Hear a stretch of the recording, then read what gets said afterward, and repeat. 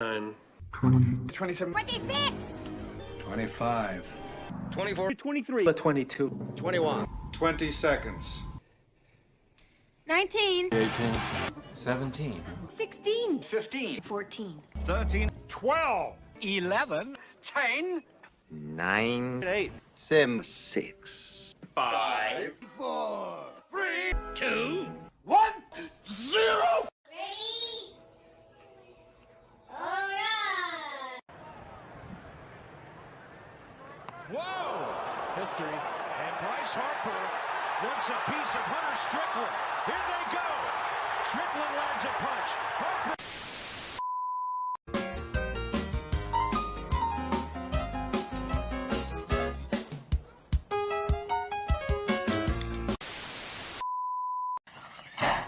It's 106 miles to Chicago.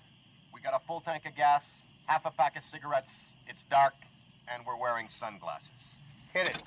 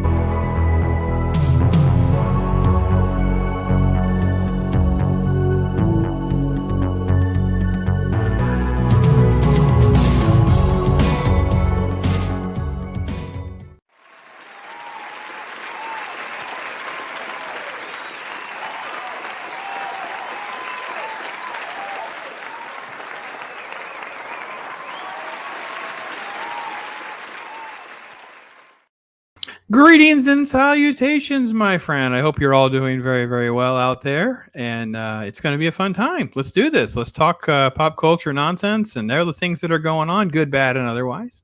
With me tonight is Mike from Pacific 414. How you doing, my brother? I'm doing well. Hope everybody in the chat's doing well too. I do too. Awesome. There's folks are rolling up in here. Mag should be with us at some point here soon. She's going to try to stop in. She's traveling for her job, so we're not quite sure how long and when she'll be here. But we're just going to jump into some things, have some good time. But let's say hey to these lovely folks in chat. How you doing out there, folks? Hey, Gap, thank you being the first one in this morning or this afternoon and taking that. I don't know where folks are. It's a kind of afternoon, evening for me on the East Coast. So that's kind of how I approach it. So the mod's goat, Chris Burgess here. Hey there, buddy. Thank you for everything you do and help us out. Joker voice, my friend. Hope you're doing well. I'm sure you'll be on the She-Hulk bandwagon in a few hours, and we'll get an update from you on what your thoughts are. Jacob Ironside. Hey, man. Hope you're doing well. Great to see you out there. And Joker says, yeah, I heard Chris Gore talk about the first 4 episodes of She-Hulk. All right. No spoilers. I don't want to talk about She-Hulk yet. Save that for a few hours from now. I want to go in cold with my own thoughts and stuff like that. I will say I've been rereading She-Hulk comic books. I got to be honest, I really hadn't thought much about the change from Savage She-Hulk into Sensational because it's pretty dramatic. So, but yeah, good to go. Chris Persia's out there. Everybody's we're rolling through here. So, Mike, before we get too much into things, I want to give you a big congratulations and a shout out. 1 year anniversary of your Pop Talk, your pop culture show, that kind of thing. So, congratulations, my friend. Thank you very much. I really appreciate it. I appreciate you jumping on the panel. Oh, I love it. I love hanging out, just shooting the breeze with people. I've actually kind of derailed your show at least once, and probably multiple times, but it's been fun. It's been fun to be able to just feel like the whole point of this for me was like the comic shop experience when I was in my heyday where I was doing this kind of stuff. And that's kind of what your show feels like too. And so if you look back on your 1 year doing it, and by the way, time just flies. I don't know about you, but you just feel like, oh gosh, it's already been a year. What are some of your takeaways, good, bad, and ugly, with doing a show like that all the time, grinding it out? Well, I'll be perfectly honest with you, Pops. You know, the whole idea for Pop Talk wasn't something I thought of, one day and said, I'm going to do this. Just like with the box score where I recap, every Cub game I'm able to watch, I had to think about it for a while. How do I want to do this? How do I want to structure it? Is there going to be a structure to it? Or is it going to just be footloose and fancy free? first of all, when I started Pop Talk, it was going to be fully structured, but then I started thinking to myself, nah, I got to loosen things up. If people want to see the serious side of me, they can watch my Cub recaps. That's the serious side of me. The sadomasochist side of you, my opinion, but okay. All right. Yeah, you could say that with me being a Cub fan. Okay. So when you look back on that timeline, do you see positive, negative shifts? I mean, how do you feel about that? When like, if you had to grade your Pop Talk evolution, some takeaways, maybe some advice for some folks that are listening, like they're thinking about, I don't really know I want to stream. I don't know I want to have people on like that or whatever. Give some folks your advice a little bit. Well, I've just got to say this. If you want to have an open panel like I do on Pop Talk, go for it. You know, I can hear some voices because I got some of the same voices saying, are you sure you want to do it this way? You don't know what kind of people you're going to have on. Yes, that's the risk. That's one of the main risks of having somebody on there that maybe shouldn't be on there. Yeah. But it's a chance I'm willing to take because I want to hear someone else's opinion. What's one of the craziest things that's happened so far on an open mic set? I'll tell you mine already because I already had one happen. I was just like, you gotta be kidding me. What's one of the craziest things that you've had happen so far?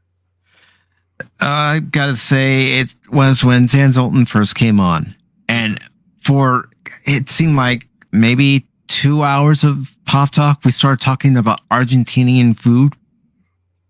And he started showing me pictures of different delicacies that they have and everything. So we completely went off topic, but it was fun. Yeah. People were entertained. Yeah. I had a more shocking situation, which I think fortunately was backstage. And I don't know, Joker Voice have to give us a little yes or no if it was one you were on. I had someone come on who basically was just exposing themselves. And I'm like, what the heck? I'm like, yeah. So I already had the penis spam in backstage. It didn't make it on stream, obviously, because it goes backstage first. But I was like, yeah, that's what was happening. So I've already had that off my to-do list. That's off the bucket list of things that I've had to experience doing this again.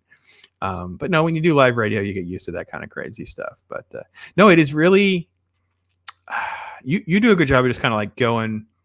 Yeah, I don't know, Joker. I may have just kept it backstage, and I may have not been when you were on, but it would definitely happened. I guess at some point you just feel like, well, the conversation is going to kind of drive itself wherever it wants to go and kind of go with the flow. And that's kind of how you operate.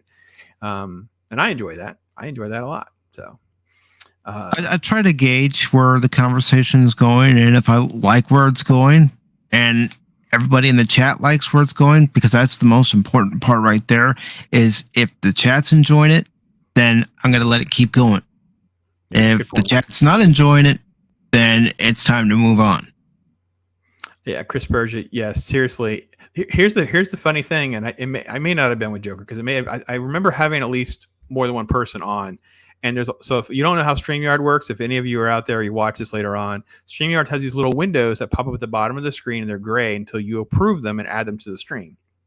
So it just pops up, and it's gray. So I'm not quite sure I know what I'm seeing. I'm kind of looking like, what on earth? And I'm like, yeah, okay. So yeah, eye opener. Sadly, yes, that's what it was. It was pathetic. So how do you manage, again, just going to try to YouTube advice 101 kind of thing? Because for me, I had to get used to managing so many different voices at time. Like Pop's Talk, we've tried to limit neck down to, we're not going to go over 4.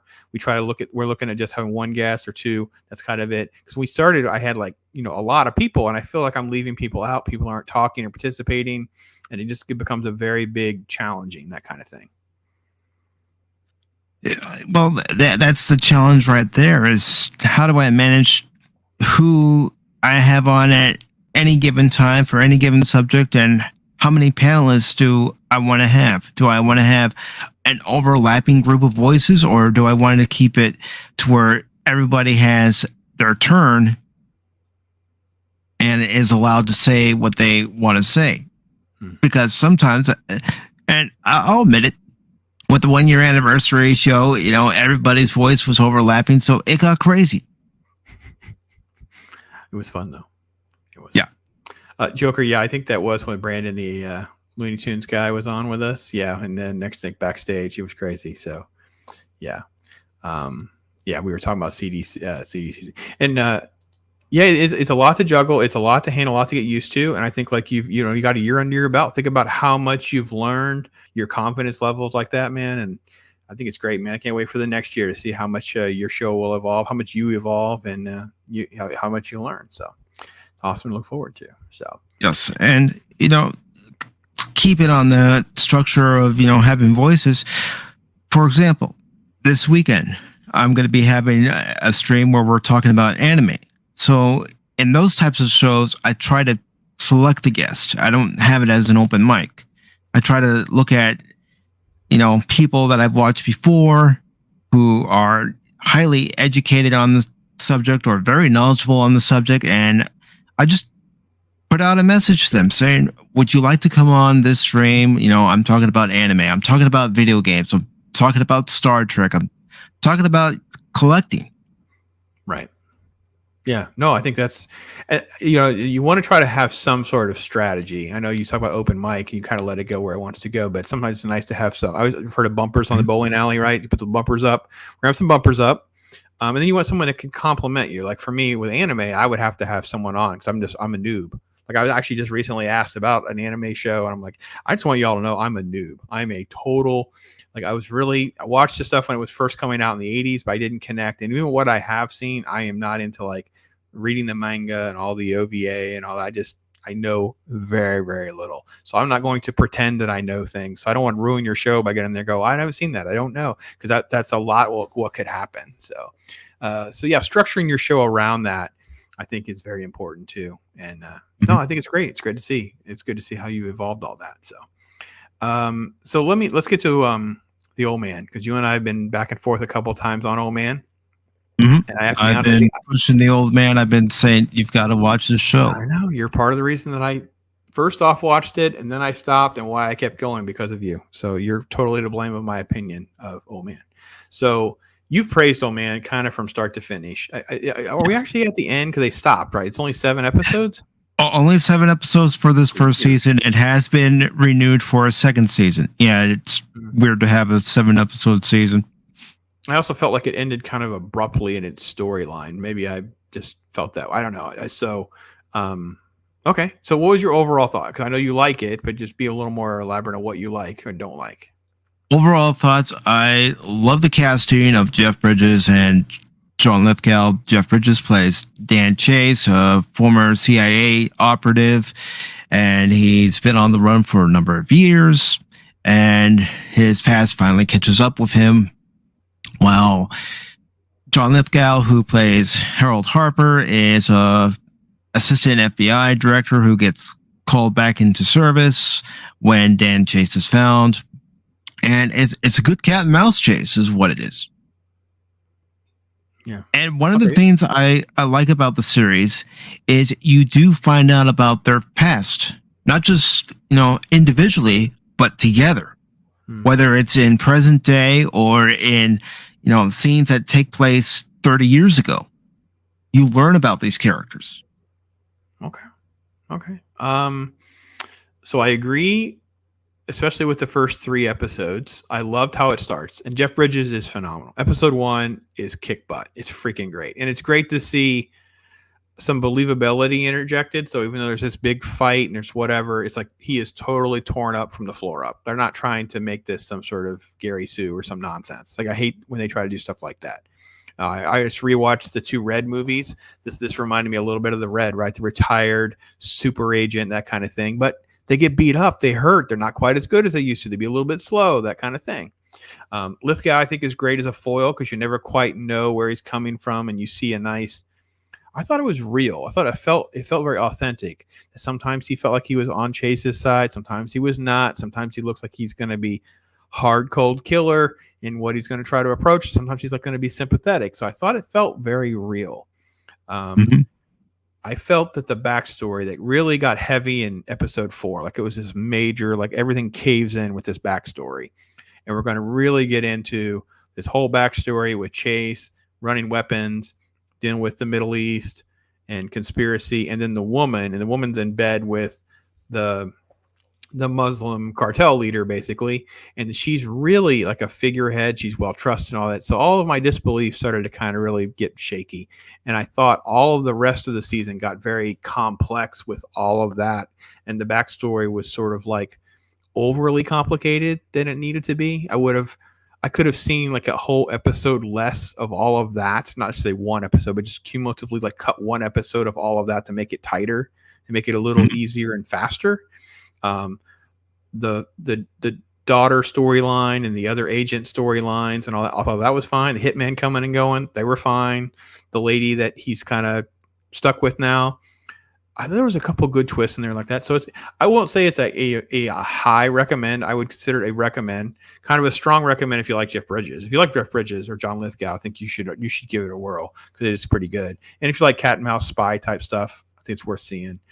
I don't know. What do you think about like sort of the other cast members and storylines and stuff like that? Well, when it came to Angela or Emily, as we come to find out, that's who she really is.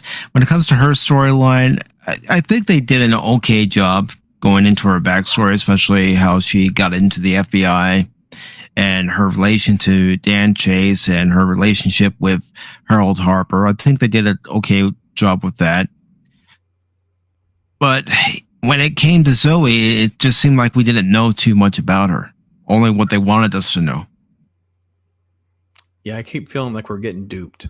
That they're going to try to make her into something special or something. But yeah, I don't know. It was okay. It's good. Like I said, there's not a whole lot of super great things to recommend. If you had to grade it, I don't really grade shows like that, but it's in that sort of like B category for me. It's not like an A+ you must see kind of show, but it's a B. It's good. It's all right.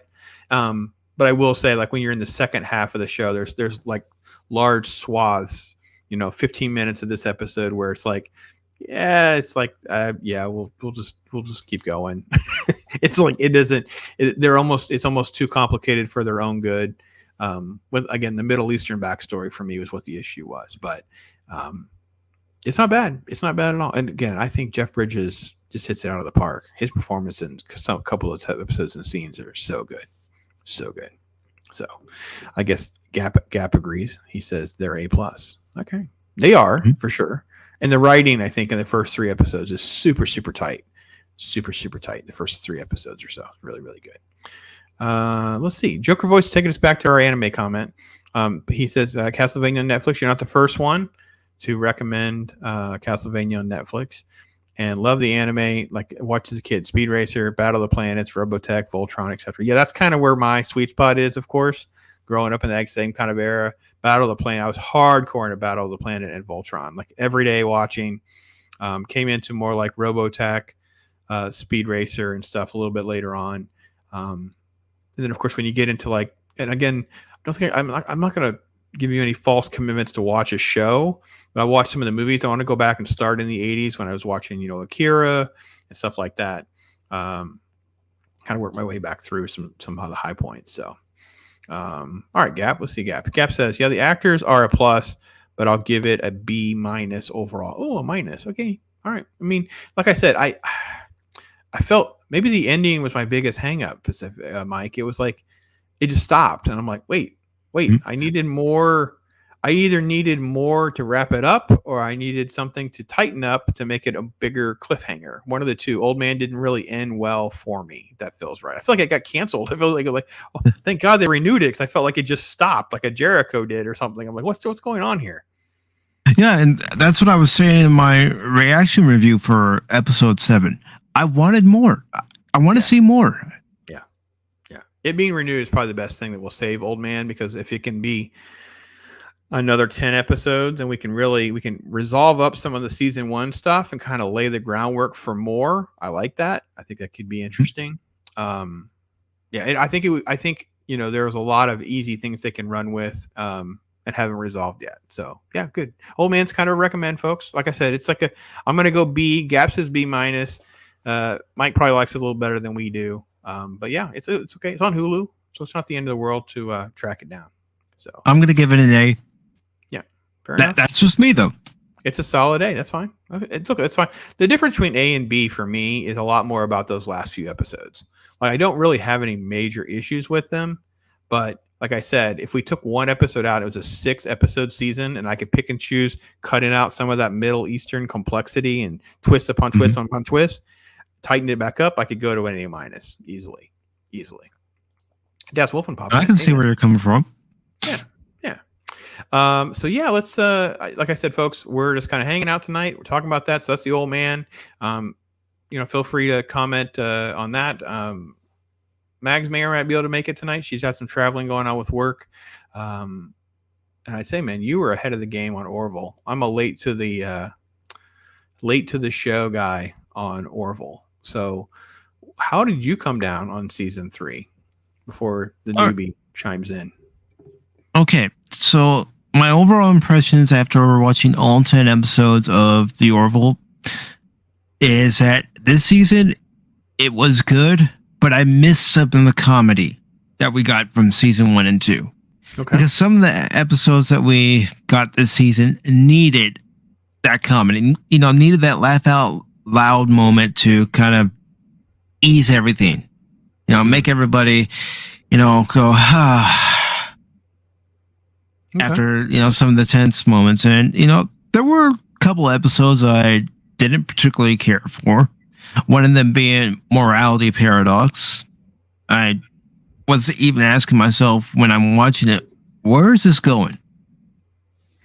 All right, which one is Morality Paradox? I'm Googling, but you might want to just tell me which one that one is.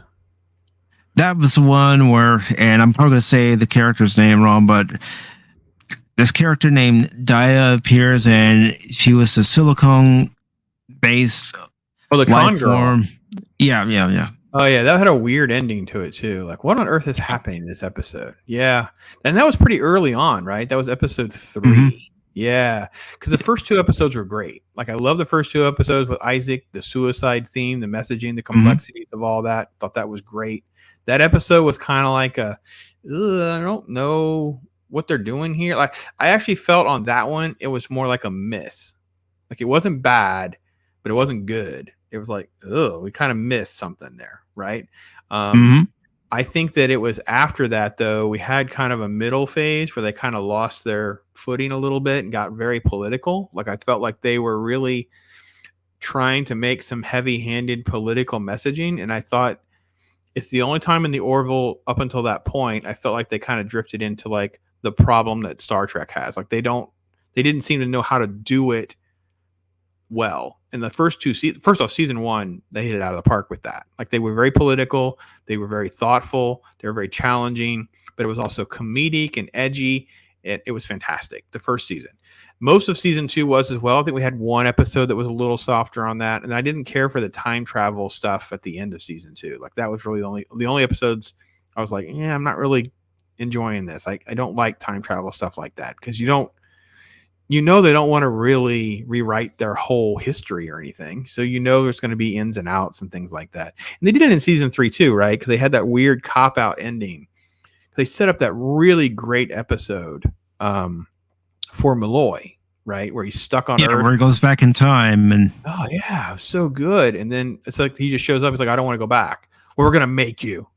And then at the end, it's like, oh, no, we're just going to go back in time and just pick you up earlier. So we'll nullify all of this. I'm like, well, that was a weird cop-out.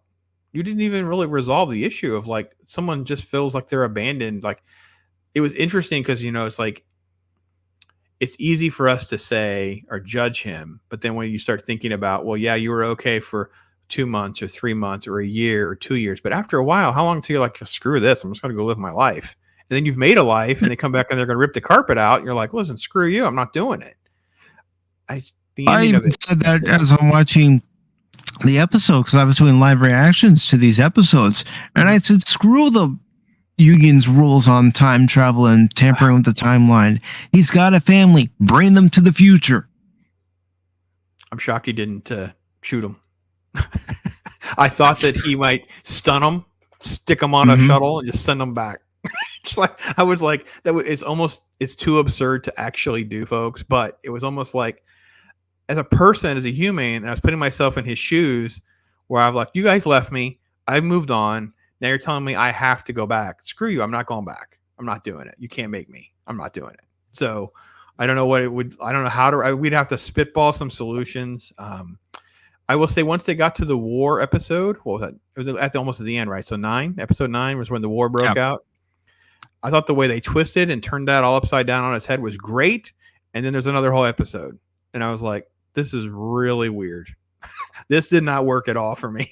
The episode 10 was like a major weird, like flatness in the way I felt with this season, because after the war episode and all the sort of the fallout of all that, I thought, we got there. They pulled a switcheroo on us of who's the good guys and bad guys, bringing the Kalong along so we can kind of see them and they can see us differently.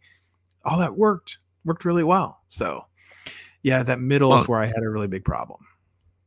Even in the episode Domino, which was episode 9, the Union and the Kalon are working together to go after the Mokland and Krill Alliance so they can destroy that quantum core. And then I had a problem with the fact that the Union and the Kalon were still allies after all was said and done. Yeah. It's like, it just seemed to be too easy. It's like, no, they did their part. They agreed to help the Union destroy this quantum core. Now their hands are clean and clear of their task, of their obligation. Yeah, it seemed like they accepted the emotional morality justification of being on our side, but it was just too fast and simple. Like, Isaac has been among us for years. Isaac has seen things. It wasn't just one incident. These people the other Kalon, the leader, just saw one incident and he's good. He flipped it instantly. I'm like, that was just, I think that's what you're saying. It was just too simplistic and too fast. Yeah. So, all right. Well, this Christian Phantom Geek popped in here. Hey, my friend. Hope you're doing all right. I saw you stream the other day, so it's great. Let's see. I caught up on all that. So I don't know what you guys think about the Orville. So feel free to leave some comments or your thoughts on that. Gap said Orville. Overall agreed the lack of comedy was established before other seasons. I know I'll be banished from my grade. No. It's fine. Look, I will say the biggest thing, Mike, you're way more into this than I am. I know some people have talked about Kelly because Kelly seems like she's like a witch on wheels sometimes in this season. But my bigger issue is Ed. Ed comes in and Seth MacFarlane plays it kind of strange because he doesn't quite know how to be serious and be like authoritarian. And what'll happen is his right eye gets really small. He has like a weird squint, and he has this "I'm literally really serious right now" face. And long gone is the Kermit the Frog on his desk and some levity and some jokes that don't work and diffusing situations in a different way. And he seemed more like he was, I don't know, they've taken his character as well in kind of the wrong direction a little bit in season 3. And I think that's what I felt too. So, season 3 just felt like Seth was trying to be Star Trek, and he has to realize the Orville isn't Star Trek. It's its own thing. Yes, it was inspired by Star Trek, but Seth, you're not Star Trek. Yeah. I got a little tedious over the whole Topa thing. It just seemed like we're trying to have a transgender debate, but then we were really never having a transgender debate. We were actually making arguments and points as though they were different, but they're always really from one side. And then she kind of become like the girl is the keto everything kind of thing to move the plot along. I don't know. I feel like you said, they got a little too Star Trek. Maybe that's what I meant to say earlier too. If I didn't, was it seemed like they started to drift away from being the Orville, drifting into like the same type of writer's room, the same type of plots and points that we've seen with modern Star Trek. And I really haven't watched modern Star Trek, but it's what I know about modern Star Trek. Just So I don't know. What do you think? Do you think they're going to have a season 4? I don't know. The impression I got after watching Future Unknown was that this was a series finale. I know Seth MacFarlane had said that he'd love to do a season 4, and I was given a quote just today about Seth MacFarlane saying it's all dependent on how the Orville does on Disney Plus. And I'm thinking to myself, well, there's a catch-22 for you. It doesn't matter how well the Orville did on Hulu. It matters what it does on Disney Plus as to whether or not Disney decides, okay, we'll give you a season 4. Yeah, Hulu is only there for them to run out their contract. For those of you who don't understand how this works, they're under obligations to keep Hulu running. I don't think, Mike, if you know, is it 2 years? I think it's 2 years they have to keep it running. Then they can kind of fold it into Disney Plus. Because that's what's going to happen. It'll be like the age-restricted stuff that we saw with Daredevil. It'll just get folded in. I'm just shocked they haven't done it faster and sooner. So, Darius Munchausen's in here. And you, Zax, how you doing, my friend? All right, so Orville season 3 is a B-. Okay, you're a little generous than me, but I can listen. Again, I'm not the one. I would rather just discuss why you think it's a better or worse score than me than try to like call anyone a name or whatever. So Isaac is an outlier. Don't forget he spent 100 years on that alien planet that was out of sync with the universe. I thought it was even more than 100 years. I thought in their time on that planet it was even more than that, but I might have that wrong. But I thought it was 700 years. Yeah, I was gonna say 700 years. So I mean, maybe it was 100 years or something, but then his time it was 700 years or something. Anyway, so he had his own emotional growth and acceptance of the sentient organic life. I agree, and they kind of let the Kalon get off the hook with having this like one emotional war. And it's like, oh, you guys are different than our creator, so therefore we're good with you people. And I'm like, ew, that was way too clean and neat. And that's why I agree with Mike. This may be a series finale. I will say, though, because I know that Loki and others have brought up that they're not under contract and stuff. I would like to see, Mike, if we're going to start it again, and let's say you can't get everybody back, all you got to do is have them on Earth. It's been 2 or 3 years. Ed and Kelly are promoted. And you got to come up with a Star Trek motion picture element to basically get the band back together. And they can either do a film or they could do a series or something like that. It's a piece of cake to come up with something, guys. I could see them doing a TV movie reuniting everybody. Sure. Seth tries to be serious. He just looks sarcastic. Yeah, he's got the one eye. I don't know if you guys catch the right eye. It gets a little weird for me. I can't always take Seth. Actually, that's the reason I didn't watch it. So for those of you that don't know, I didn't watch Orville because my wife has an incredible disdain for Seth MacFarlane. And I just thought since he was involved, the show wouldn't be serious much at all. And I couldn't handle all of that. So with that, she's made it. Oh my gosh. I'm so happy. There we go, Mike. We're going to class this joint up, right? Having 2 fellows in here. Bring her in. Hey, Mags, how are you? Hey. I just Awesome. drove 3.5 hours just to get online with you. Listen, the things that people do to hang out with this old guy. Golly, I love it. Yes, exactly. Hope you're doing well, Mags. Hope you're doing well. I am. You should have seen me like as soon as I parked my car at the hotel. I was like, I need to run inside. Well, we appreciate it. I'm sure everyone in chat's going to love having you here and chatting with you. We were kind of wrapping up near the end of our Orville thoughts. So give us your thoughts on because you did like me. We were kind of late to the party of the Orville experience. And I think for me, tell me if you agree, because I binged it so much faster, my experience of season 1 and then season 2 and then my season 3 was so further down. It was like more of a shock factor. So people that really liked season 3, for me, I have a harder time because my comparisons is like yesterday kind of feeling. I feel the same way. I think season 2 is the best season. Okay. I found far more enjoyment out of it. At least because I haven't done episode or watched episodes 9 and 10 yet. However, of season 3.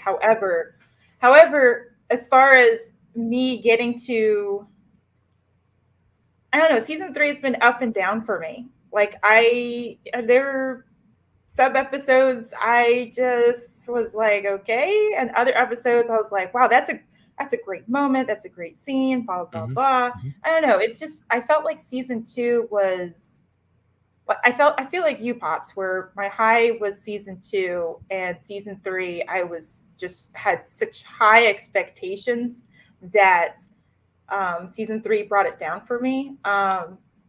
There were some choices that were made personally for me that Seth MacFarlane and gang did, like adding the addition of Charlie. She was annoying. and in so many ways, I know she's not the issue, but she is part of the issue. And sometimes when you add up a bunch of issues, it just ends up the meal doesn't taste as good. It's a well done steak rather than an actual medium done steak. So and for those of you in chat, Max hasn't watched 9 and 10. We don't want to spoil anything, so we'll have to tread lightly because I do want her to have a good experience watching 9 and 10, right? Because it's important to know. I've already heard what happens, right. But for me personally, if I get spoiled for it, it doesn't really matter because my experience watching it is going to be totally different because I'm hearing somebody else's perspective and experience. It's totally different coming from me. So I don't mind at all. I'm not one of those. And I think Mike and I both agree. I probably had a more. I think my swing was even greater with I didn't like the middle of Orville season 3. Like the first 2 episodes I thought were good. Season 3 with the weird Tron girl and the weird twisty story, I didn't care for that very much. But I felt like that was more like they missed. And then you have this weird middle ground. They kind of got political. The weird Topa episode, stuff like that. It's kind of obsessed. And then it got a little bit better. And then I thought the end. And then you have like episode 10. I likened it to it seemed like the show was drifting towards modern Trek. Like it seemed like that's kind of how they drifted. And that's when what Daft Wolfman said, yeah, modern Trek blows. Yeah, I know. Yeah. I've heard. I've watched none of it because I know how bad it is. And Gap says this is the end. I don't know. So here's my thing, Gap. Mike, you tell me what you think. Money matters. So let's just presume there's no season 4 right now. They'll come a knocking. They need some money. Seth, what do you want? How much of the band can we get back together? Maybe it's a short season. Maybe it's just, like you said, a TV, a direct to Disney Plus movie, something like that. Maybe that's what they have to wait for. Maybe we'll have to wait for Hulu to kind of go away. There's other red tape. I don't know. But Hulu is not around long term. I almost can 100% guarantee it, other than the fact that they'd have to do something with all this rated R content that they bought. They got to figure out something to do with it. I don't know, Mike. What do you think? You think you said TV movie you can easily see? Yep, and I'm sticking to that because I honestly don't believe there's going to be a season 4. You look at how episode 10 ended, and as I said in my review, and I'm going to keep saying it, and even if somebody tries to change my mind's already made up. No, episode 10 felt like a series finale. I've watched plenty of series finales, and it had that tone. It had that ribbon. Yeah, it felt like the kind that can go either way. Like you don't know if you're going to get renewed. No one has contracts. It definitely felt like it could go either way. It wasn't definitively a season or a series, but it could work either way. So that's Wolfen says they have to buy out Comcast 33% stake in Hulu before they can fold it into Disney Plus. That will happen by the end of 2024. I knew they have a couple years left, and there's lots of finances and red tape. Yeah. Abomination AJ stayed hopping in here. Hey man, how you doing, brother? And see, these guys must be cool. Look, Mike, our stock is rising because Max is here. I told you. By the way, I apologize. Hello, Mike. How are you doing? Hello, Max. Doing good. I was rude too. I didn't say anything to you when you came on. It's been on me. Joker, I think we're all East Coast, so I don't think any of us are at the meetup. We'll be able to do that. Yeah, I am finalizing details to go to the Orlando meetup, at least for part of the day. I'm not sure how long I can stay because I have the farm to run, and I do think the first lady wants to come with me because she took me to a comic show this weekend, Max. Ooh. So we had family drama. You two are well aware. Folks in chat had family stuff going on. Had to cancel last week, and it was important to do so. Pops, I wouldn't call it drama. I would call it. Oh, you're right. Family emergency. Family emergency. The drama was around how everyone else besides my wife and I were reacting. So I apologize if I said it that way. It made things even crazier to juggle. And then because I think they had it involved hospitals and involved healthcare and stuff that was well manageable. She's doing great. She came home today, by the way. Everything's fine.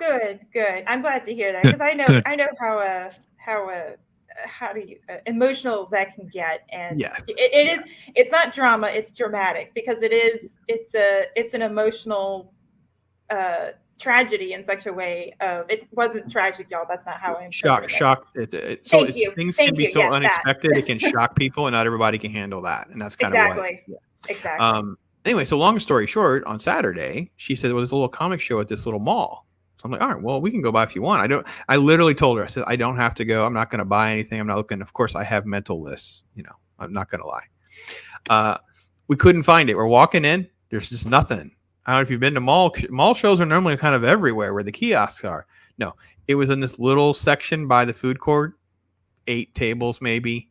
My wife we're walking, she goes, I think you own more stuff than these people have. I'm like, don't, I don't have that much stuff. But I asked a couple of questions. They didn't have things I was looking for, and it was hard not to pull the trigger on a few things, but I don't need to spend money. I need to keep getting rid of stuff, not buy more. So yeah. I have a quick question. Not to change the subject, but with the Orville, the way it ended, and I feel like everybody too in this regard of the way they ended it. It was like this season they weren't quite sure if they were going to get a season 4, and you can get that feeling throughout the show. Yes. But then they did a wrap up, basically season wrap up at the end. And I agree. I think a movie, an Orville movie, would be better than trying to do a season 4. But if they did a season 4, how would they go about it then? Because it with the way they cleanly wrapped it up in season 3, I would feel like they would have to repackage it in a different way. Oh, I don't think so. I think that I don't think you have any relationships or clans that are stable enough that we couldn't create. That's true. Like the Mocklins, the Krill, the Kylon, a new race. They have what are the spider things? What are they? They're out there. The Tron lady that showed up in episode 3. I mean, there's so many little variables that we can easily manufacture some chaos. And like I said before, I think it was before you got here, Mags, I said if we had a little bit of a time jump, so they couldn't get this done right away, and we had to wait till after 2024, whatever the roll up is. Just have them on Earth. Do the Star Trek motion picture. They're on Earth. Kelly and Ed have been promoted. Maybe you can't get the whole band back together, but now you come up with a reason they have to. They got to go back into space. So it's really this show has actually been so well written, and the universe has been built so well. It's very easy to write around. Okay. There's so many characters we like. I mean, it's such an easy show to write. So, and Darius says, did Mags just yada yada the Orville? I think she did, but then she yada yada'd her way back into the Orville. See what she did there? That's why we love her. I'm sorry. Super smooth. I've been driving 70 miles an hour. That's where my brain is right now. I don't know what a Topa is, but Pop seems to not like it. Well, if you don't know the show, Topa is now a she, but was born a he because all the Mocklins are he. But that one was born a female, but it was a transgender thing, and it got too heavy-handed. And my argument on that episode was they seemed like they were always trying to argue two sides, but they were always arguing one side with different little perspectives on the same thing. They weren't really arguing the other side. It wasn't horrible. It was just way heavy-handed for me because it wasn't really thought through by someone else in the room who had a difference of opinion. So I feel like with that storyline in the show, I feel like they just kept going around in circles and not coming to. We all knew what they wanted to do. Yeah, exactly. That was the problem. They wanted to get to the solution, but they didn't know how to get there. And it just kept going around and around and around and around in circles. And that's how I felt about it too. So the only thing was it really did create a redemptive arc for Clyden. Did I say the name right? Is that right? Yes. Yeah. That was the best part of that storyline was they created a nice redemptive arc for that character to make it to make him extremely more likable. Like, you weren't supposed to like him, which was part of the story arc, but they made it so that you have a nice redemptive arc there. So it's easy. It's never easy to write a new character, let alone the boss introduces their new girlfriend as a new main cast member. Yeah, that was, yeah. She just had a resting certain face all the time. Well, And it's hard to know. Like it's hard to know how. When again, I always go back to the Kenobi show, right? I blame the writer and then the director and then the actress for Reva. I don't blame her first. So I don't know how to blame Charlie. Do I blame the writer, the director, or her? Like, what was, you know what I mean? It's like it's tricky because I don't know. But I did not like her either. And I got to be honest. I guess Mags, you've already had the spoils. I was very happy she died. I wasn't even happy. I wasn't happy that she had a heroic death, but I was happy that she died because she just totally. I'm actually shocked they didn't kill off more characters. Mike, were you expecting other characters to be killed off? Because I actually expected someone else to sacrifice themselves. There'd be someone else that dies. I was, but when it came to Charlie, I'm sorry, I didn't like her from the get-go. She wasn't like Ensign Ro when Ensign Ro came on TNG in season 5, and you got to know that character. And whether you like the character after the end of that character's run or dislike the character, that's up to you. But, with Charlie, it always seemed like she had a bug up her keister. She did. Her entire character was built around she hates the Kylons. She lost her sister and hates the Kylons, and she couldn't get over it. So it's like, yeah, but you're not giving me anything positive to like. And then notice that how in the second half of the season, she'd spend all of her time being I see in 4 dimensions, I'm down in engineering, being super smart girl, and you're like, this is all not likable. Like, I'm not getting anything to get a hold of, right? So I will say this, I see lots of things when I daydream. That's good. I will say I actually thought, I know I'm going to make a lot of enemies. I'm really sorry. That's why I'm not a writer, because I would have pitched hard for this. I probably would have had the Topa situation, the Clyden situation, but for some reason, part of the savior, part of saving everything involved Bortus also sacrificing himself. So even though the family was able to be reunited and saved, it all had to happen only because he had to sacrifice himself. It's a tearjerker, it's destroying kind of thing. I know I'm killing a main character everybody would like, but that's what I actually thought they were going to even try to go for. But yeah, I'm an awful person. I know. It would have made an impact, a very deep impact, not just on the show itself, but on the fan base. Which is what you should be going for.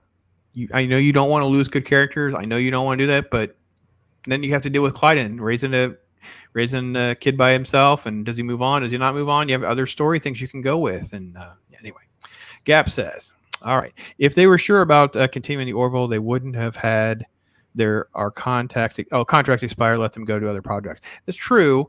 Again, I think Disney and Hulu and this whole thing, it's a muddled mess, and it just smells of something that they don't want to talk about, to be honest. So we'll see. Just seeing that this has started. Oh, well, you were late. It's okay, Paul. Hang on, man. It's good. Thanks for being with us. D plus does not need contact. It will probably be a factor if they move any more Orville. Okay, we'll see. Yeah. It did feel like closure in case there's no renewal. Yeah, I agree. I think Mike's dead on with that. Like, this was a finale that can just be either one, literally, to be honest. So let's see. Yeesh. I never had a fun situation. All right, so I'm not quite sure where we're getting with everything here. So I think he was commenting on the family emergency. Oh, the family emergency stuff. Yeah. Sorry, guys. Yeah, and then Joker's going to Vegas meetup, so we'll be able to see some of that stuff. Cool, good for him. It's awesome. Das Wolfen's with us in the anti-Charlie camp. So. I think there's a lot of people in that camp. Oh, he's calling Enemy Mine a cheesy movie. Better rank this last part of your comment. Good, Chris Persia. Did a better job with the monogender species in the Drax back in 1985. Yeah, I agree. Actually, good save. Yes, Enemy Mine had a really cool. That's not a new sci-fi thing, by the way. It's been done several times. So, we're gonna smash your past stuff here, Darius. Be careful, man. Ensign Row. Gotta save that for the flacids. Charlie's arc was that I hate Kylons and I am a closeted lesbian. I know, it was weird. Like, but they wouldn't go there. Like, they don't. I don't know. I kind of agree. Somebody made a point, and I forgot who when I was listening to them. They made a point about how it was a relationship. It was more like there was no relationship. She didn't say anything to the girl or anything. So she created this grudge and hatred towards Isaac by virtue of association of being a Kalon, because she never had the relationship that she's always wanted. She never. So it's, that seems a little far-fetched. Like if they were together and actually had some development in terms of a character situation, I can understand that, but nothing happened. Like nothing happened. I'm like, so I don't understand. I thought she was going to start getting the hots for Isaac because they were working together all the time. I thought they were going to do the whole love triangle thing with Claire because they were working together all the time. His character has no story arc whatsoever. She's going to get over it by realizing he's a pretty cool guy. Yeah. But it never happened. Yeah, and that would have been an interesting dynamic too, to add a little layer to the story. But it just ended up being. He's got all the ladies. Yeah, well, I mean, he can keep going. I'm just saying. Yeah. Just tell him how you want him to be programmed, and that's evidently how he'll act. So I'm like, okay, he is a perfect guy if that's how you guys are going to operate. Oh gosh.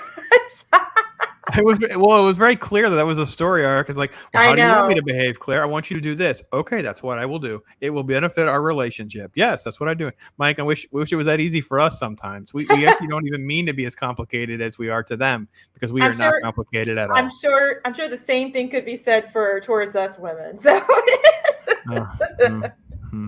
I used to joke with people saying, sometimes you need a handbook, but that handbook, the moment you get it, it's already out of date. Yeah, that's very true. That is true. Yes, Des Wolf, and we are well aware that Isaac is fully functional with all the attachments. We're well aware. Gosh. Yeah, this started because Darius said he's fully functional. Yes, we understand that. Yes, he is multifunctional, as it appears to be alluded to several times in this show. But yeah, no, I think I enjoyed Orville. I'm really glad I got recommended, and I kind of got. I don't know what's the appropriate term. Like I kind of got guilted into watching it, and I was like, "Oh, it is good." And then I got hooked. Yeah. So yeah, Orville. There's our Orville talk. So Mags, before we get to the WB Discovery debacle chaos of the what's what and the who's who's and stuff, what's going on with you, man? You anything new? Anything going on? Me? Mm-hmm. I know you're working and stuff, so I know it's hard to juggle. So I thought I'd give you a chance to throw something out there real quick before we got into another topic, so to speak. Well, to start off something a little fun. I'll take it. I've been not really. I wouldn't say kind of. I've been working and practicing on. I will be putting out there some. Oh gosh, now I'm gonna put myself on the spot with this. I used to sing in a choir for about 9 years in a church choir. Right. And there's some, I'm not the best singer, y'all, but I was a soprano. I wasn't trained or anything, but there's, some songs that I really, really love. And I am going to be putting some of my own, I guess, my voice out there, so to speak.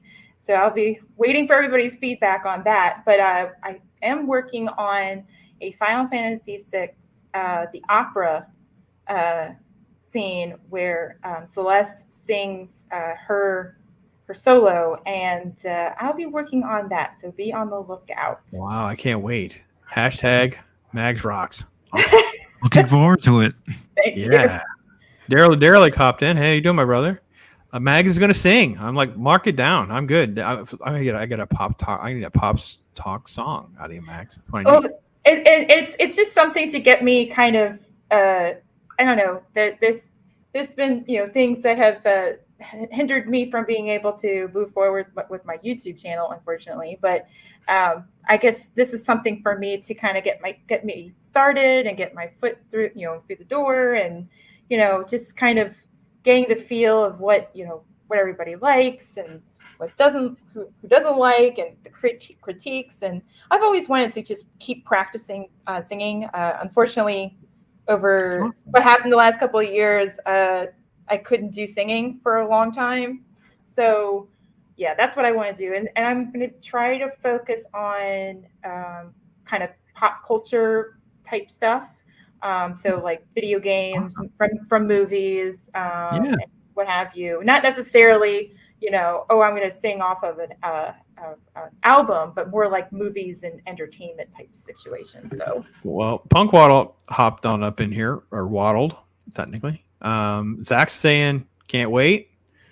Punk Waddle's saying do it, Mags. Yes, I agree. Do it. It's all about the creative juices, all about the stuff going on, So, Mags says she sings, and I hear Queen playing in the background. Oh no. No, it's awesome. Look, it's been fun getting to meet people and getting to know them and finding out different talents and different things they're interested in. Before you got here, Mike and I were talking about his 1 year anniversary doing his Pop Talk. And just the evolution of a show, learning how to manage, how to find its voice, dealing with different personalities, stuff like that. So it's about feeding those creative juices and finding that kind of stuff. So Daryl says, "Oh boy, look at this! Already got in. They're all lining up. They're booking dates for you, Max. Karaoke's starting back up soon. Keep them pipes clean. All right. I know. All right. I know. I was saying a few people when I had the time. Happy birthday, because that's all I can give. Like that's the only gift I can give them. So a couple of y'all know I can sing. I don't know. It's hard to put myself out there in terms of that's a skill. I don't know. I'm not like the best skill, but it's like it's something I can give, and maybe people might find enjoyable. Not sure, but we'll see. Well, he's offering up Drunk Waddle, so you've got your people lining up, got your supporters. Hashtag the shirt right there. But I want to say congratulations, Mike. That's a great achievement, and onwards and upwards, as I say to everybody. The more voices that we can add out into the YouTube sphere, the better, and all you can do is go up. So congratulations, Mike. And I want to say a special thanks to Mike for having me on so often, and it kind of helped grow my channel. And then I really have to do a shout out to Zach, who's in the chat, because Zach's and Flacids are responsible for me watching RR and Indian cinema, which of course has become like I'm falling in love with all these films because they're so well made. And so much better than a lot of stuff that we've had the last 7 years. My channel is really the amount of engagement and stuff that I've had from all that it's just been crazy the last month or so. So it is about supporting one another and helping one another. And Mac, just know that that's what we're going to be doing for you. You're amongst friends here. You're amongst friends. So. I am more than welcome of criticism too. I'm as long as there's no name calling and it's only constructive, I'm all for it. So. Right. All right. So let's. Paul Bowler's trying to transition us. We'll take that. We'll take that as our cue. Wants to know. So the WBD, the Warner Brother Disney machinery, pulling the plug on Batgirl. Do you think the Flash movie will get canceled too? Isn't it a bit concerning that Batman 2 has yet to be greenlit? Okay. So first off, the Batman 2 was pretty much greenlit, but Zaslav, I think, has frozen all the assets. There's a lot of evaluations. He brought in Alan Horn. There's a lot of who do you trust? What are we going to do here? I think Chris Gore and others have come out and said they've seen some of these products. So they said Batgirl was crap, but the Flash movie was not. It was actually pretty good. And Ezra Miller actually was decent in the movie. So there's a lot of these things about how can they salvage it? How can they say it? I have to be honest, and I forget. I wish, I think it was on 540 Studio. I predicted what's going to happen is they're going to get their hands on this guy if they're going to release the movie, and they're going to send him to rehab, and they're going to do apology tour, and they're going to do all that kind of stuff. Are they going to win us all back? No. But they know if it's decent enough, they can at least not lose their shirt. And that's what they're going to try to do. Not destroy the brand, not lose the shirt. I personally would rewrite it and kill Barry Allen off. Just steal right out of the comic books with Crisis on Infinite Earth or something. He did this, blah, blah, blah, but he dies. And that's how we do it. We have other Flashes and just have all these other people be other Flashes. It's not that hard to come up with a solution. So, Mike, what's been your sort of takeaway from the Batgirl Zaslav fiasco in the last couple weeks? It's been kind of crazy. It has. And when it comes to Batgirl, if it was that bad, it deserves to be canceled and put in the shelf forever, not to be seen ever again. I love the cosplay, though. Oh yeah, I guess you could love it if you like looking at someone with a trash bag over them. It's so ridiculous. It looks like bad cosplay. It really does. So. Yeah. Hey, Princess Leia Rose is here. Hey, lady. And when it comes to the Flash, they've got too much money invested into that movie. Yeah. Yeah. Did you guys watch Prey? I'm not going to transition us down a Prey avenue. I haven't watched it yet.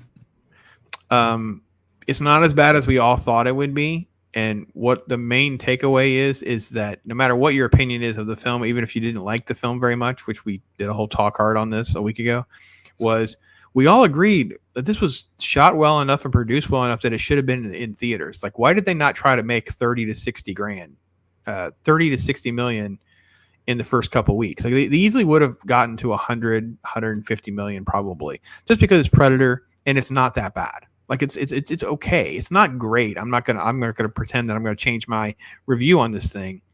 But if you got that much money in and whatever, why are you not gonna try? The argument for Batgirl was it was gonna hurt the brand. Which, I mean, you got to be honest. From the looks of it, I don't know who anybody is excited about that mess, because nothing is Batgirl. Who cares about Batgirl anyway? It's just she's a secondary character. Her getting a movie was weird when you think about the mass amounts of DC universe that doesn't have movies, and you're picking Batgirl, and you're like, okay, that doesn't make any sense. Like, well, yeah. and DC. I mean, I could. I don't. Of course, Pops knows that. I didn't grow up with the comics. I grew up with like the animated shows, and that's where I learned DC. And of course, the films, 89 and what have you. But it's the big kahunas, so to speak, have always been Batman, Superman, Wonder Woman, maybe Aquaman. Somebody could correct me, I'm sure. But those were the big three. They were the top dogs. And to change your perspective to side characters, so to speak, is like killing your brand. I mean, why not go with your lead characters? I'm confused. No, I don't think they know. I think that the entire thing at Warner has gotten away. Yeah, just totally got away. Mr. Tickle Trunk's here. Yes, good to see you, my friend. You're absolutely right. It is the big three. It's called they are like the three of the triad. Between the three of them, I'm not a big fan of the Snyder stuff. I think there's good and bad, but I don't think there's enough there that I'm so ready to do backflips and hand the guy the keys to the kingdom and all whatever. And I agree with you. I think that you have those two. I don't even think Aquaman is that bad, and there's a lot of haters on Aquaman. I think it's just long. Lord of the Rings underwater. It's not horrible. That's a good analogy. True. It's just long. I thought Shazam is fine, especially because Shazam is different. I like the fact that they did something different. Now they ripped right out of New 52, which means there's not good story there to pull from. Like they can get by on one film, but doing more, I'm a very skeptical. But I will say, at least the trailer to me, at least seemed like it was an actual sequel. It wasn't some weird revamping of the whole thing.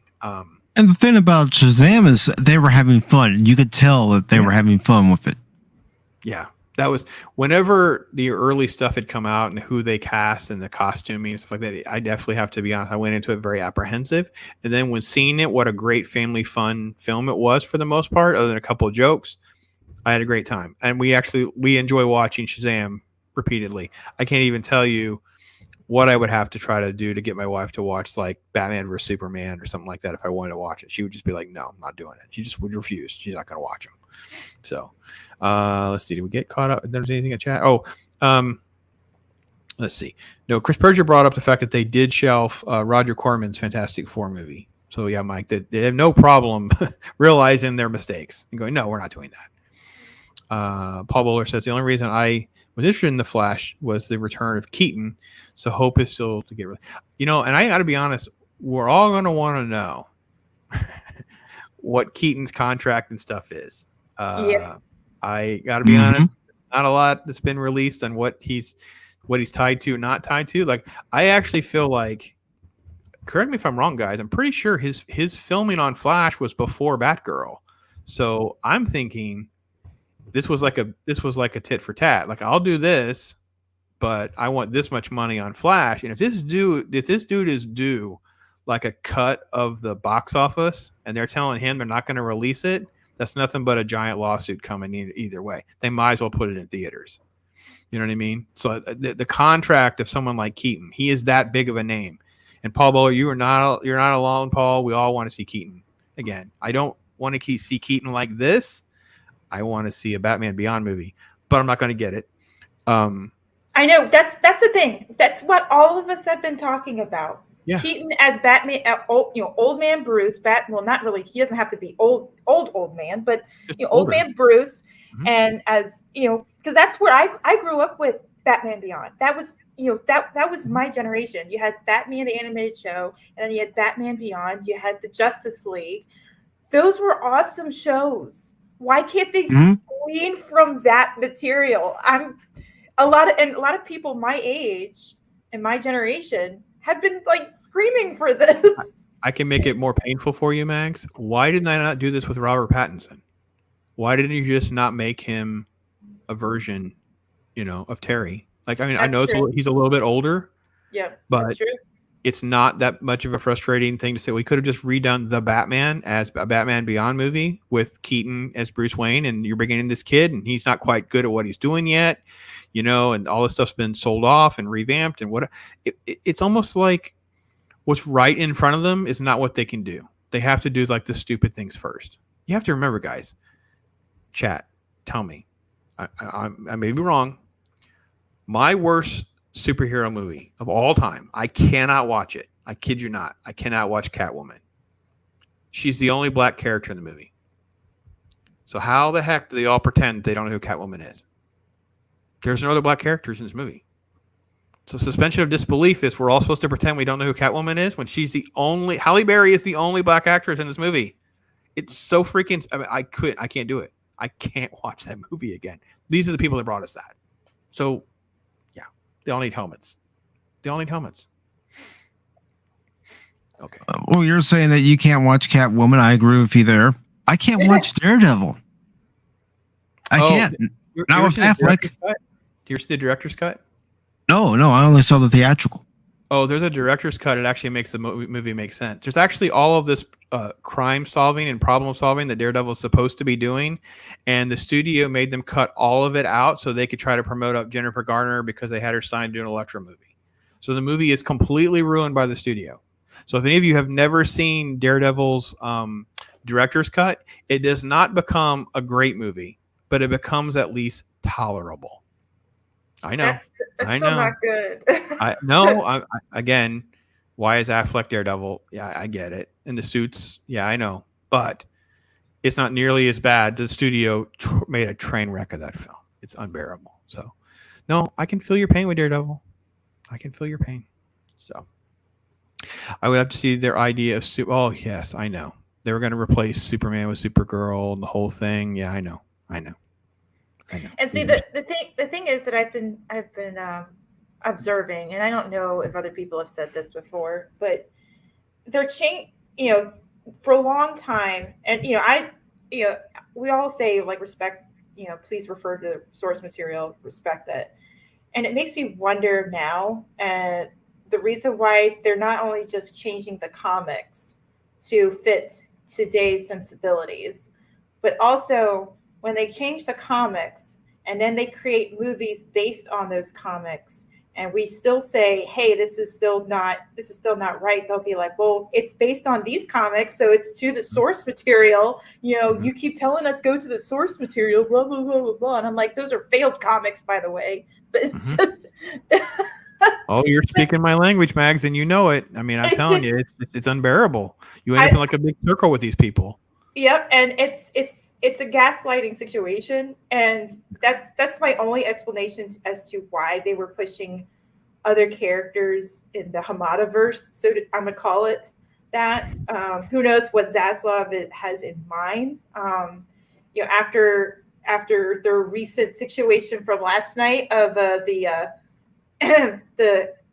quote unquote apology. Yes, I'm not sure. I'm not sure what to expect with Zaslav. So I don't know. I think Zach's the same. What you were getting around is it didn't seem like they were making the big three all female. Yeah, because they had the Batgirl and the new Supergirl, who doesn't look like Supergirl either, right? So we have POC Batgirl, Ginger Lives Matter, and then the new Supergirl, who was also a POC, looks like a little boy. Because actually, some of the stills you can't tell that there's 2 Ezra Millers and her, because there look like there's 3 anyway. Henry Cavill. Everyone just wants more Henry Cavill Superman. If they can do a Superman correctly. Let's see. And I'm gonna keep my comments to myself about Zack Snyder. You're fine. Hey, Rosie's here. Keaton was meant to have a cameo in Aquaman, but Ezra's debacle has forced him to reshoot the scene with Bat Affleck. Yeah, because they have to keep it Snyderverse because now Flash is not coming out ahead of time. It won't make any sense. Yeah, I've heard that as well. So I saw this video. I don't know, Mike, are you a big enough of a DC fan to play the game with me? But this guy did this video. I'm not going to put anybody on blast. There's been people who have done these videos. So it's like, what would you do if you could run DC? And I've talked a little bit about the comic side, but he was talking about the movies. And I'm like, he made it way complicated. It was like, we'll have this movie and then this movie. And this movie. I'm like, no, we already know who all these characters are. Can we just stop with all of that? No, you need to have a world's finest movie, which is exactly what you were saying, Max. It's the 3 of them. It's Wonder Woman, Superman, and Batman. Keep the rest of it out of there. You already set up Darkseid. Make some sort of Darkseid story with the 3 of them. There's a great animated film that you could easily work through. I think that's an easy adaptation where some of it's on Earth, but some of it's there. I think all that's fine. And then you've got to figure out how to get Green Lantern in the mix. You've got to get Green Lantern in the mix. They've not been able to accomplish that at all. We just stop already. We've got to figure out somebody who would be able to be brought in who can give us something that will work, and it needs to be the after credit scene that Lantern is involved or something. So he's back. I don't even need an origin story. He's just been in space this whole time. Now he's back. Like, it's okay. We don't need to have it. And I really wish it would be Jon Stewart. I mean, I was about ready to say that, Pops. I was going to say, like, that's what the Justice League, again, I'm going to refer to the animated show from back in the early 2000s. But John was the Jon Stewart. He's a perfect character for what they're looking for. And I'm not going to spell out the reasons why, but he's a great character. Why aren't they?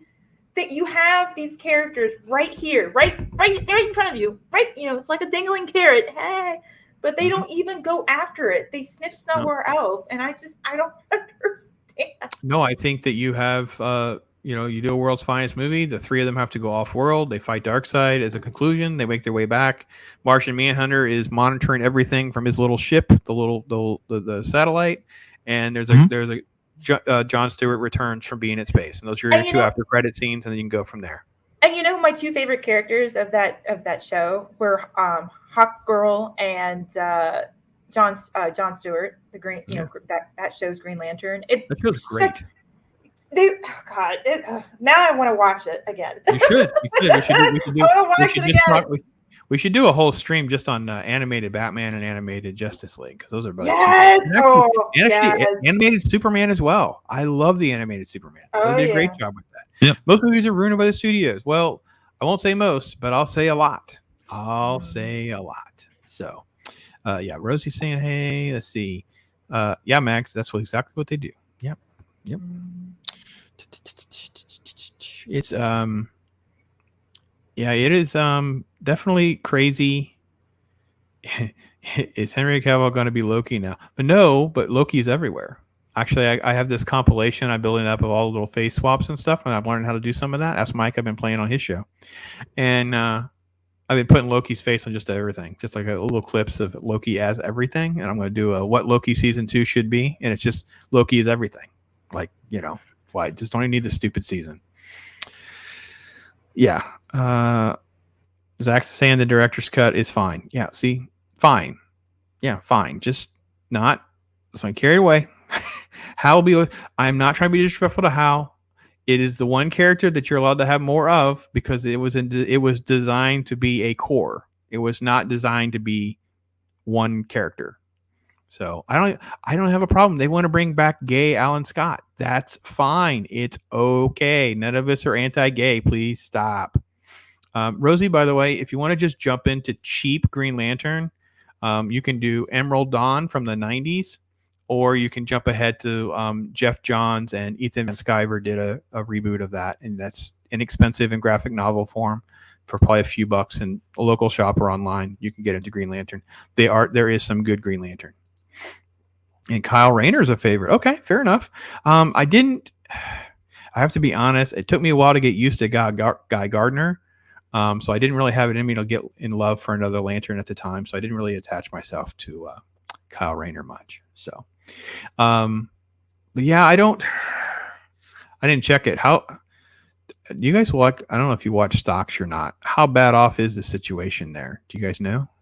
How bad has things gotten? I haven't looked.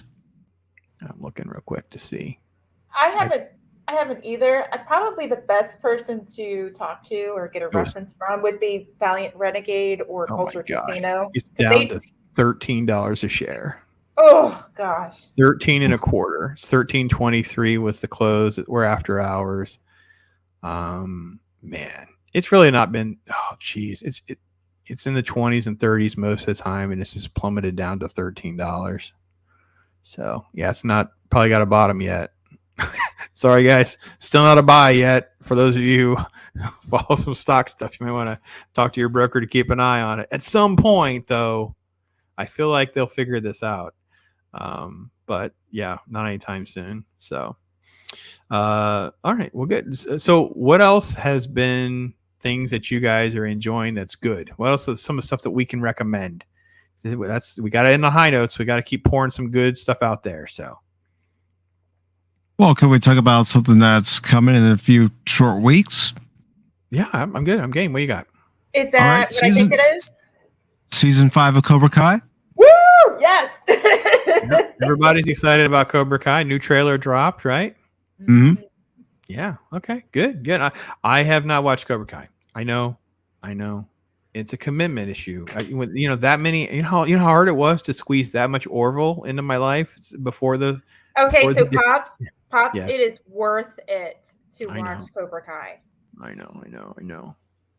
Cobra Kai does it right. Oh yeah, I binged it. Like I binged it. I love Mag's like said. I want a trophy. I want badges made. I get it. I want signs, like the number one signs. I'm gonna do that. I'm gonna find that. Max missed our intro. We'll have to play part of our intro for Max. Oh, okay. Poor Gardner never got his love. You know what, Chris? You're right. I tell you what, though, there is the punching Batman in the face issue of Justice League of America, and I kept that comic book for so long just because of that. And I love Batman. The whole point was that I could also love someone who was so bold.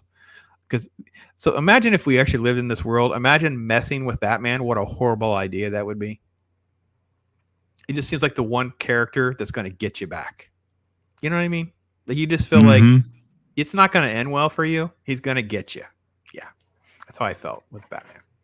Sinestro Corps was a great GL storyline. Actually, I can even go before that. Again, like I said, I want to recommend where Jeff Johns and Ethan do theirs because Johns takes it through. Brightest Day, Darkest Night, the Sinestro Corps, all that kind of stuff. John's really understood all that kind of stuff. Look at Chris Persia. He's Cobra Kai with you guys. September 9th. How on earth am I supposed to get through that much content by September 9th? Oh, guys, come on. There's no way. That's only like 3 weeks. I'm going to have to shut down everything else to do. I'll try to read some. I don't know if I can watch that much. That's crazy. Oh, I know. While you sleep, and make sure you're wearing headphones. Oh, yeah. Cobra Kai never dies. Never dies. Like people are going nuts for Cobra Kai never die. Okay. Uh-huh. All right. Listen, Zach, we don't want to spoil anything. I'm going in it totally open-minded. We'll see in a few hours what I think of She-Hulk. I actually may go into work late just so I can do a video. I may actually just try to do a video real quick. So this is Darius is cheering me on watching Cobra Kai. 4 seasons. How many episodes is the season? 10? 10. Oh, 40 episodes. Oh my God. I pulled off Orville so I could at least be relevant. I'm not sure I can pull off Cobra Kai. Well, I'm not going to say I won't. I'll dabble tomorrow. We'll see how it goes. It's Pops. It's you won't even notice that the time flies by. It's that good. No, I don't mind it. It's just I'm trying to balance everything else. I'm actually enjoying doing reviews. I've actually been doing movie reviews, even the reviews where I don't like it. I'm like, I'm not having a bad time. It's not derailing my life. I felt like before I got into that place where it's just like everything sucked and everything was bad and overwhelming. Now at least there's a little bit of good, a little bit here and there. So all right, Cobra Kai. Fun with what you're doing. What's that? You're having fun with what you're doing. Yeah. But I also will say it's really only fun if I can talk about something that's positive as well. Maybe that's it too. I've been able to find a few things here and there that have been good, and that's part of the reason I'm enjoying it. Because it does. I don't want to be the Nancy naysayer all the time. Like everything stinks. So it's like, okay, doing this, I feel like I can kind of cheat, and we can cheat and do something that we know is good. So I'm trying to find that balance as well. So. Mr. Tickle Trunk, I know I've heard some stuff. I don't want to know. We're not putting you up there. No spoilers. I put my mouse over it so it'll hide because I don't want to know. I don't want to know. Open-minded. See how it goes. All right, Max. What else is good? What else are you looking forward to? Something else that's good that you've seen or done, or? Well, I know Brandon. I don't know if he's okay with me saying this, but I know Brandon, the anime guy, and I might do a watch party of My Hero Academia when it comes out in October. So okay. I am catching up with that. I am catching up with that show. Of course, the details of the two of us doing a watch party.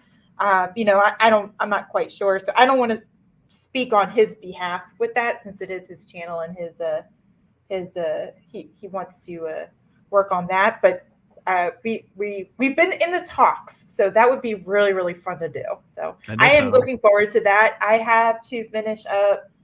I have to go through season 4 and 5, and it's season 6 that's coming up in October. So I'm pumped. This show, don't get me started on it. I will just take over the entire channel, Pops. So. That's awesome. We gotta do My Hero Academia. I'm trying to do more anime too. I'm trying to work that in as well. I talked about trying to go back to my roots in the 80s and work myself forward, but it'd probably be easier. And not to put my pressure on myself doing whole shows like that where it has to consume that much time, just to stick to some of the movies and things like that to kind of build up some of my anime rep. And that's okay. It's okay to review things from the past. It's okay to go back and refer to something that was and still is very good content and good entertainment. It's okay to do stuff like that. So, people out there in this YouTube sphere, it's okay to review content even in pixel game forms, which is what I would like to do one day. So it's, awesome. Yeah, exactly. You got to show what you love, and you need to have that palate cleanser. So Yes, I do. And so I've been cheating because I was trying to steer. So Talk Hard's become a little bit of that for me, like because we did the Tremors thing, which led to another Tremors thing, which led to another Tremors thing. So it's like we cheat. We did the Wrath of Khan. So I found that balance, I think, of being able to just have my foot in that a little bit. So yeah. So, and if I do Babylon 5, Love Me Forever. Oh, I don't know, Mr. Tickle Trunk. I can't. I've watched it. It's been a long time. It's same with like all of the Star Trek, all the Trek. All that stuff, Stargate stuff too, just all of it. It's just, yeah. I'm going to spend time catching up and building the channel and doing this now. Like it's a thing. It can only continue to grow. It's not going to, it's literally like my focus first and foremost. And I kind of work backwards from it with everything else that I used to do. So I feel pretty comfortable that I will get there.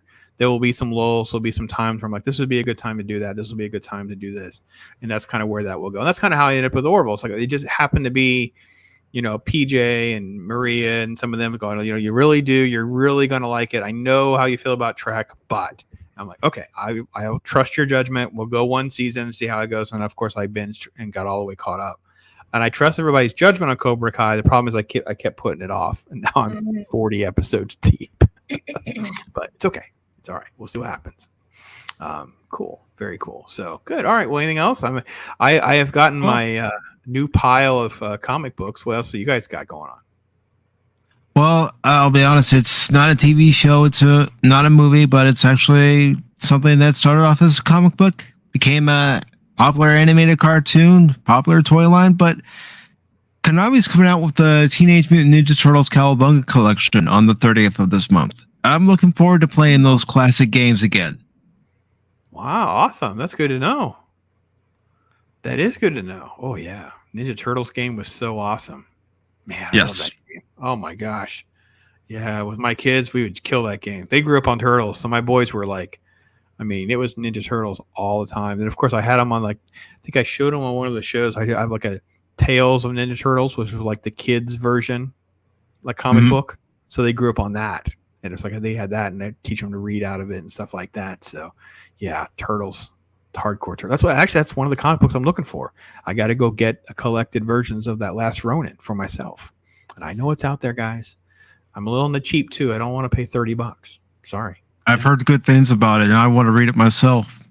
Yeah. So, but no, I got the Rippaverse. Those comics are coming out next month too. And I'm looking forward to reading that. Yeah. It's going to be. I think it's going to be good to see the fandom just continue to evolve itself around the good stuff. I will say it is refreshing to see little pieces of things. I don't want to say politics don't matter as much or woke's going away or anything. I agree. I think Chris Core might have even said this too. I know I've said it. This stuff's always been around. It was just not in consuming our mainstream stuff. This was like film festival stuff. This was indie comic stuff. These were not the tables and stuff that were like taking over the main halls at comic shops. These were like these little side things. And you could pick and choose things that would be good. Because people were like, oh, what about this? Oh, you like Love and Rockets? Okay, that's a pretty obscure comic book. Not everybody's going to like that one. You know what I mean? It's like the Sandman thing. I was talking about Sandman on Netflix, and it's kind of an acquired taste. It's not for everybody. It's a pretty femmy book. It's not a superhero-y book. It's a very unique thing. And so for it to have a very divisive reaction, I get it. And then for them to double down and start making all the race and gender swapping, now you're just adding fuel to the fire. And everyone's just being ticked off. So anyway, we're getting close to wrapping up. I know people are stepping out. Chat, you guys have been awesome, man. You guys have been in and out of here conversing about all sorts of things. I apologize if I didn't get to your comment. You guys are amazing. Tons of Cobra Kai love still going around. People getting ready to have a snack, have a dinner time, those kinds of things. And I totally understand it myself. So, folks, Mike, Mags, it's been awesome, man. Hanging out, talking our talk. Yes, it has. Yes. I appreciate you asking me to come on. What on earth? Thank you for having me too. Was even made fun of South Park with 2 gay cowboys eating pudding, winning an art film festival. The horrible Hollywood people ruin a small mountain. Wow. Good job, Mr. Tickle Trunk. You got me. You really did get me on that one. I didn't see it coming. I walked right into your shenanigans right there. So, but listen, folks, go out there, make tomorrow a little bit better than today. Be blessed. We love having you. Thank you so much. Talk hard is the biggest thing. And as Ironcaster says, find good things and make the most of it.